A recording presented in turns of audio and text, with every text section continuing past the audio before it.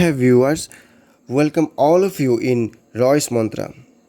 Today I am going to discuss a topic from NCERT Class 9 Political Science. The name of the chapter is Democracy in the Contemporary World. Before starting the video, I want to tell one thing. If you like the video, please subscribe my channel, please like my video and don't forget to share the video with your friends. In the previous class, we had read about the democracy at the global level and about the international organ which is named as UN. Today's topic is the decision taken by the UN. Are these decisions democratic? So here is the topic. There are many institutions at the world level that perform some of the functions that a world government would perform. But we need to know just how democratic these organizations are. The yardstick here is whether each of the countries has free and equal say in the decisions that affect them. In this light, let us examine the organization of some of these world bodies. Means the organization which takes decision for the world. Are these decisions or any country have say about the matter? One of the organization is United Nations.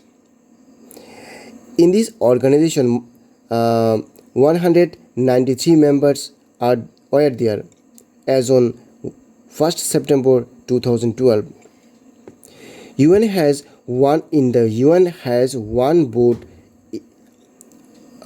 Each country has one vote. It meets in regular yearly sessions under a president elected from among the representatives of the member countries. General Assembly is like a parliament where all the discussion take place.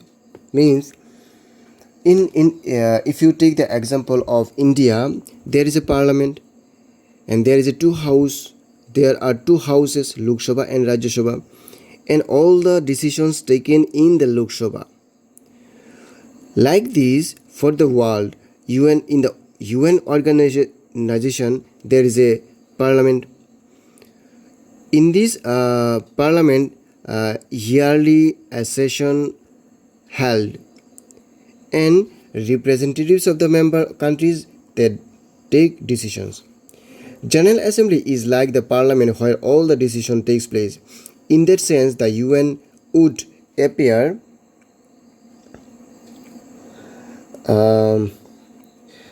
the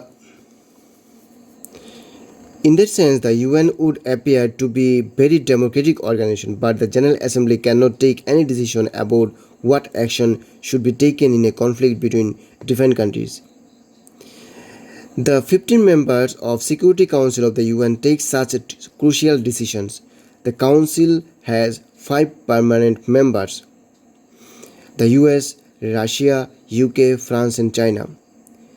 And other 10 members are elected by the General Assembly for 2 years. The permanent members, especially the US, contribute most of the money needed for the maintenance of the UN. Each permanent member has veto power. It seems that the Council cannot take a decision if any permanent member says no to that decision. This system has led more and more people and countries to protest and demand that UN becomes more democratic. Means in the General Assembly of the United Nations, there are 15 members, and among the 15 members, 5 members are permanent, like USA, Russia, UK, France and China. And 10 members are elected for the period of 2 years. And most of the decision taken by the 15 members.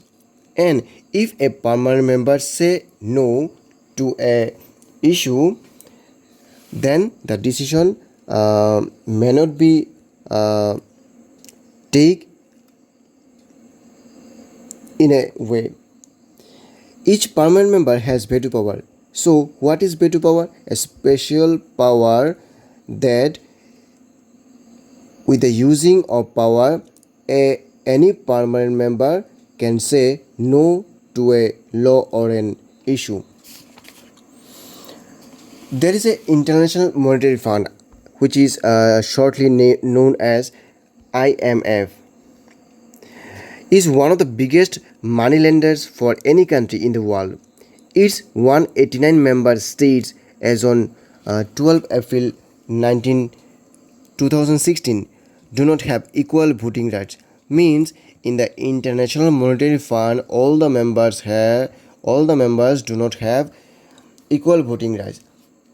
The vote of each country is weighed by how much money it has contributed to the IMF. More than 40% of the voting power in the IMF is in the hands of only 7 countries. These 7 countries are US, Japan, Germany, France, UK, Italy, and Canada. Means they contribute large amount of money to the IMF.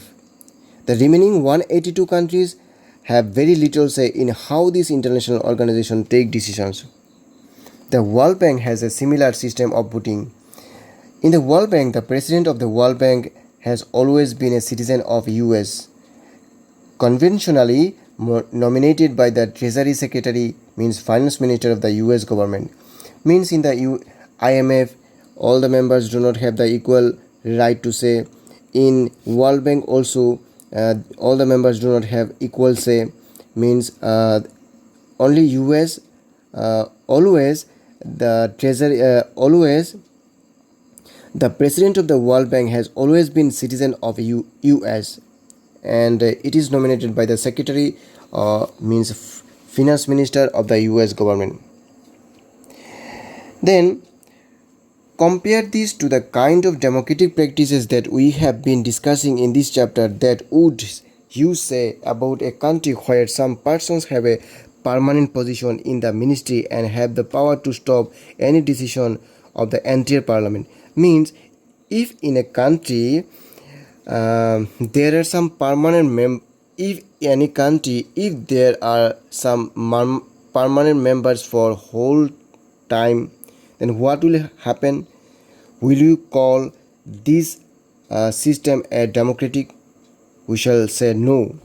A parliament where 5% of the members hold a majority of votes, would you call this democratic? Most of the global institutions fail to pass the simple test of democracy that we use for national government. Means if you say about the UN, about IMF, about World Bank, we may say these are not democratic in nature, fully democratic in nature, because all the members do not have equal rights or equal say in any other issue. So if global institutions are not democratic, are they at least becoming more democratic than before?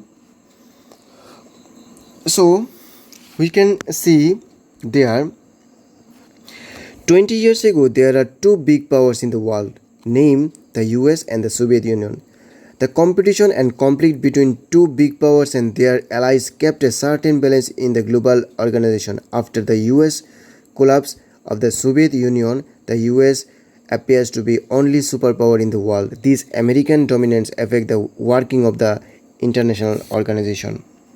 Means before the war, there were 2 superpower in the world, named the US and the Soviet Union.